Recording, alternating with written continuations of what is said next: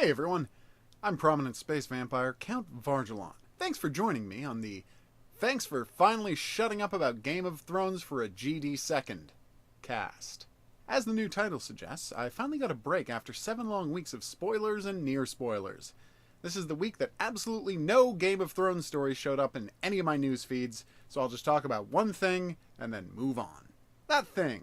I broke down and watched the Tower of Joy fight scene. I was super curious, and I figured it couldn't possibly count as a spoiler, since I was ready to turn it off when they got anywhere near revealing Lyanna. Overall, it was a fun fight scene, but I was kind of disappointed by their Arthur Dayne. Specifically, what was he doing with that two-sword nonsense? Where the hell was Dawn, the White Crystal Greatsword? I know the show is afraid of magic swords for some ridiculous reason, but with all the importance Dawn has to the characters and backstory, I was hoping they'd make an exception. Once again, you disappoint me, Game of Thrones showrunners. Also, flashing back to the Tower of Joy without actually revealing what was inside it is bush league and kind of pointless.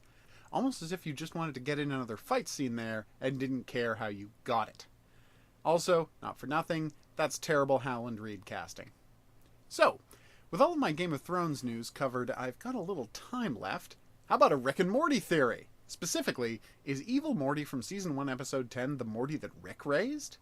In Bird Person's house, there's a picture of baby Morty, and in the flashback that makes Rick cry in the same episode, we see a considerably younger Morty than we're used to, handing Rick a flask while he's lying on the ground somewhere. This would suggest that somehow our Rick from the show wound up raising his own biological grandson, or possibly a Morty from another dimension whose family was killed, until something happened to that Morty, either death or turning evil, which gave Rick the motivation to go and reconnect with either his own family or an exact version of his family in a world where that Rick is dead. Really confusing trying to talk about Rick and Morty, isn't it?